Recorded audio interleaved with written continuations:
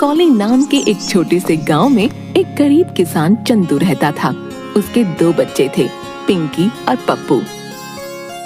दोनों बहुत ज्यादा समझदार नहीं थे। चंदू उन दोनों से बहुत प्यार करता था।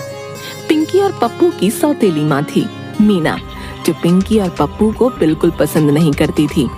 वो हमेशा उन दोनों को किसी न किसी कारण सिर्फ परेशान ही किया करती थी। एक दिन सौतेली माँ मीना लड्डू बना रही थी। हाय हाय, कितनी अच्छी खुशबू आ रही है मेरे बनाए लड्डुओं से। हाय हाय, आज तो गट्टू बहुत खुश हो जाएगा। हाँ, आहा, क्या खुशबू है, वाह वाह वाह वाह। तभी मीना के पास पिंकी आती है। मीना माँ, एक लड्डू दो ना, बहुत भूख लगी है। ए लड़की, चल यहाँ से। ये लड्डू मैंने तेरे लिए नहीं बनाए, समझी, बल्कि अपने गट्टू के लिए बनाए हैं। अभी आता ही होगा, चल जा यहाँ से। माँ, मैं जानती हूँ मीना माँ, ये आपने गट्टू भैया के लिए बनाए हैं, लेकिन बस एक लड्डू दे दो ना, मुझे बेसन के लड्डू बहुत पसंद है। हाँ हाँ, जो मेरे गट्टू को पसंद होता है वही तुम दोनों भाई बहनों को भी पसंद है। चल जा यहाँ से, बढ़िया ही लड्डू खाने वाली। ये बात सुनकर पिंकी उदास हो जाती है। तभी वहाँ गट्टू आता है और बड़ी रूखी आवाज में बोलता है, माँ, ओ माँ, कुछ खाने को दो जल्दी, भूख लगी है।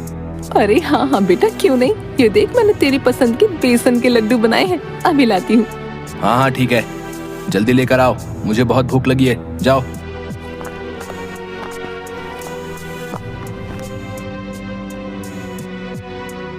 तभी मीना उसके लिए लड्डू लेकर आती है। गट्टू लड्डू को खाने ही लगता है। कैसे लगे तुझे बेटा लड्डू, ठीक तो बने हैं ना? हाँ हाँ ठीक बने, जाओ और लड्डू लेकर आओ, बहुत भूख लगी है। हाँ हाँ बेटा, अभी लाती हूँ, तेरे लिए ही तो बनाए हैं। देखते ही देखते गट्टू बहुत सारे लड्डू खा लेता है। पिंकी वहाँ खड़ी उसे उदासी भरी नजरों से देख रही थी। थोड़ी देर बाद गट्टू के ज्यादा लड्डू खाने की वजह से हाय, बहुत तेज पेट में दर्द हो रहा है। हाय हाय, मर गया मैं तो। अरे अरे, क्या हुआ मेरे लाल को? हाय हाय, मेरे बच्चे, पेट में दर्द कैसे हो गया भला? कि जरूर उस मनहूस पिंकी की वजह से हुआ होगा। जब लड्डू खा रहा था ना, कैसे घूर घूर के देख रही थी तुझे। मीना और जोर जोर से चिल्लाने लगती है, पिंकी, ओ पिंकी, इधर आ, कहाँ है तू, इधर आ। तभी पिंकी आती है। क्या हुआ मीना माँ?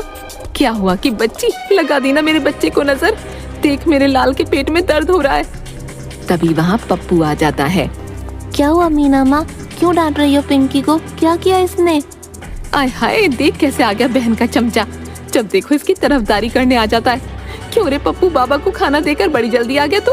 खेत में भेजा था ना तुझे, उन्हें खाना देकर भी आया, खुद ही गटक गया? नहीं माँ, मैं बाबा को खाना देकर आया हूँ। रास्ते में रामू काका मिल गए थे तो उनके साथ उनकी बैलगाड़ी में बैठ गया था, इसलिए जल्दी आ गया। हाँ हाँ ठीक है, खूब जानती हूँ तेरे बहाने। तुम दोनों भाई बहन एक जैसे हो, न जाने वो कौन सा दिन होगा जब तुम दोनों से जान छूटेगी मेरी। चल गट्टू, तुझे वैद्य के पास लेकर चलूं, न जाने इन दोनों भाई बहनों की वजह से क्या क्या दिन देखना पड़ेगा।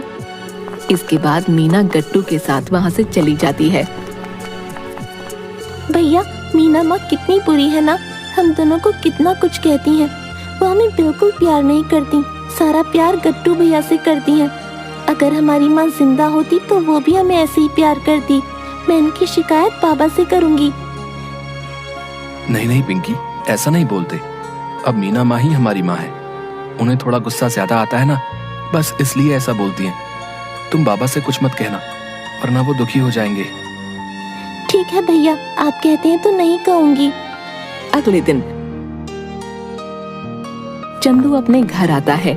उसके सिर पर चोट लगी होती है। मर गया। आए। तभी पिंकी अपने कमरे में से आती है। क्या हुआ बाबा, ये सर पर चोट कैसे लग गई? मीना माँ जल्दी बाहर आओ, माँ, ओ माँ। तभी मीना वहाँ आती है। अरे क्या हुआ, क्यों चिल्ला रही है, कौन सी आफत आ गई? तभी चंदू को देखती है। हाय हाय, ये चोट कैसे लग गई जी? हाय हाय, सत्यानाश हो उसका जिसकी वजह से ये हुआ। अरे रे, कितना खून निकल रहा है, आखिर कैसे हुआ ये? खेत से लौटकर घर ही आ रहा था। गांव के नुक्कड़ पर कुछ बच्चे गिल्ली डंडा खेल रहे थे। और अचानक से गिल्ली आकर मेरे सर में लग गई। इससे पहले मैं उन्हें देख पाता वो वहां से भाग गए। हाय हाय, सत्यानाश हो नावारा और बिगड़ैल बच्चों का। हाय, कितनी चोट लग गई आपको। तभी वहां गट्टू आता है। अरे बाबा, क्या आप भी देख कर नहीं चल सकते? लग गई ना गिल्ली सिर पर। अच्छा अच्छा, तो अब समझा नालायक, तूने ही गिल्ली मारी है मुझे। अरे बाबा, मैंने तो गिल्ली आराम से ही उछाली थी, आप पता नहीं कहां से बीच में आ गए। अब इसमें मेरी गलती थोड़ी ना हुई। देखो देखो, इस नालायक को देखो मीना। अरे अरे, अब ठीक है, बच्चे हैं, हो गई गलती।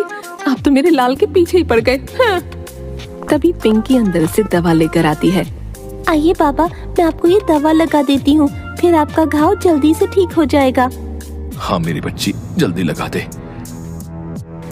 थोड़ी देर बाद, ओ माँ, मेरा आज पकौड़े खाने का मन है, जरा बना देना, और जरा जल्दी बनाना, भूख लगी है।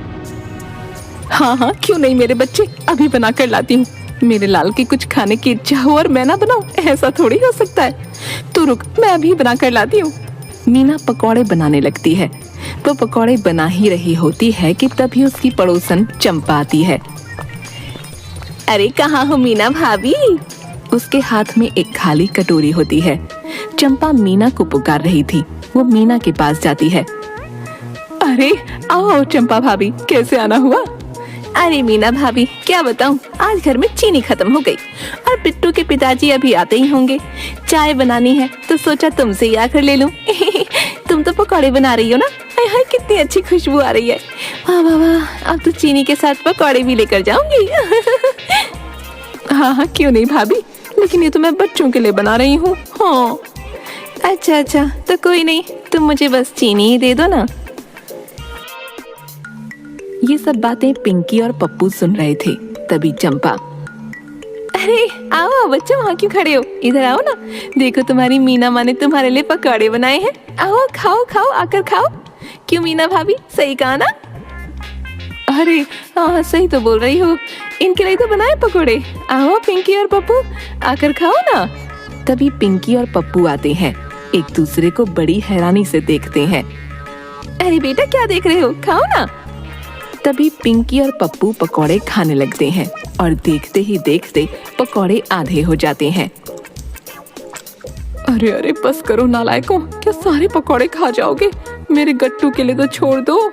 हाय हाय, ये दोनों तो लगता है कुछ भी नहीं छोड़ेंगे। अच्छा मीना भाभी, बिट्टू के पापा मेरी राह देख रहे होंगे, मुझे चीनी दे दो ना। हाँ हाँ, क्यों नहीं भाभी, अभी देती हूँ। इसके बाद मीना उसे चीनी देती है। अच्छा ठीक है, अब मैं चलती हूँ। पिंकी और पप्पू अपनी भूख के कारण सारे पकौड़े खा जाते हैं। क्यों रे, तुम दोनों ने सारे पकौड़े खा लिए? उस चंपा के सामने तो मैंने तुम्हें कुछ नहीं कहा। वो तो यही सोच रही होगी ना कि जाने तुम दोनों कब के भूखे हो। बहुत चालाक बनती हो ना तुम दोनों। आज से 3 दिन तक तुम दोनों को खाना नहीं दूंगी, तभी अकल ठिकाने आएगी तुम्हारी। हाँ। अगली सुबह, सुनो भाग्यवान, मैं किसी काम से शहर जा रहा हूँ, तुम पिंकी और पप्पू का ख्याल रखना।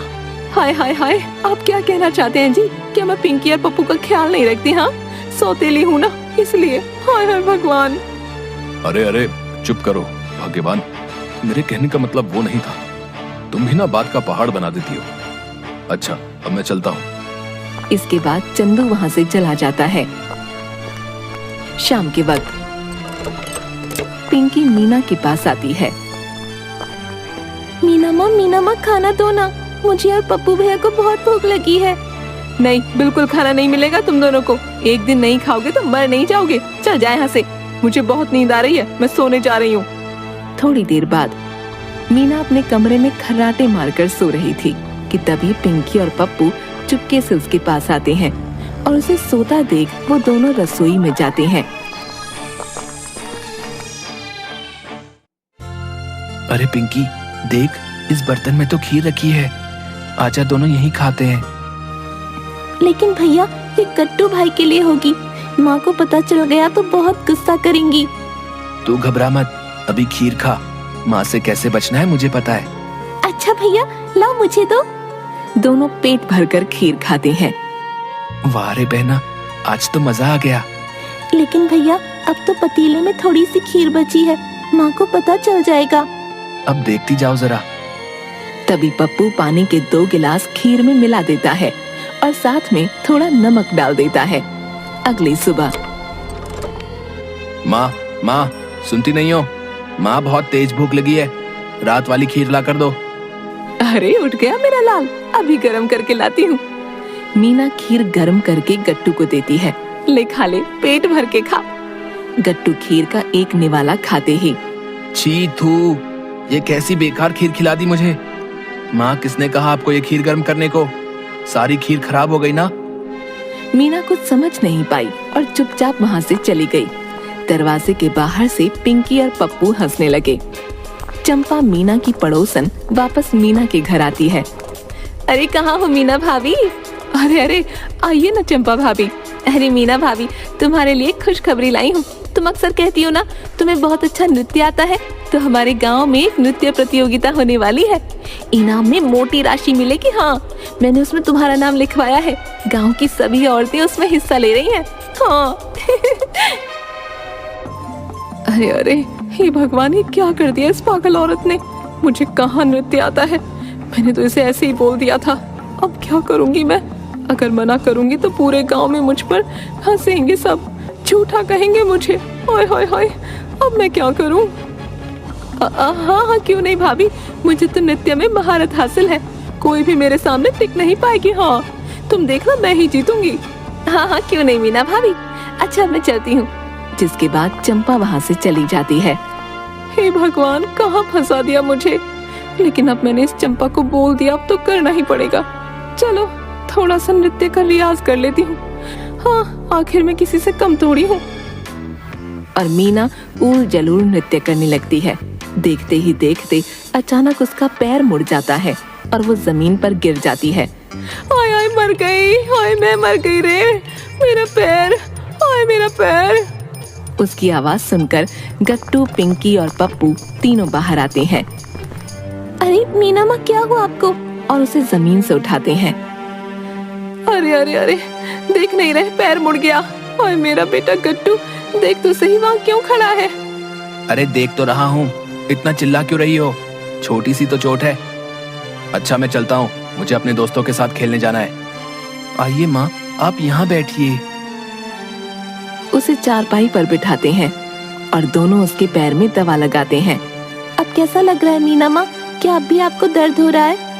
हाँ बताओ ना माँ, क्या अब दर्द हो रहा है? मैं अभी वैद्य जी को बुला लाता हूँ। ये देख मीना का दिल पसीजने लगता है। अरे, मैंने इन दोनों के साथ कितना गलत किया। इन्हें कभी अपना बच्चा नहीं माना, और आज जब मुझ पर मुसीबत आई तो मेरा खुद का बच्चा मुझे इस हालत में छोड़कर चला गया। हे भगवान, मुझे माफ कर देना। मेरे बच्चों, मुझे माफ कर दो। मैंने तुम्हारे साथ हमेशा सौतेली माँ जैसा ही बर्ताव किया, कभी तुम्हें माँ का प्यार नहीं दिया। लेकिन तुम सच में हीरा हो मेरे बच्चों। मैं जानती हूँ मैं तुम्हारी माफी के काबिल नहीं, फिर भी हो सके तो मुझे माफ कर देना। नहीं नहीं माँ, आप माफी मत मांगिए। हमने आपको अपनी माँ पूरे दिल से माना है। हम ये जरूर जानते थे, एक दिन आप जरूर हमें अपना लोगी। हमने कभी आपको सौतेली माँ नहीं माना। अब आप ही हमारी माँ हैं। हाँ माँ, भैया बिल्कुल सही कह रहे हैं, आप ही हमारी माँ हैं अब।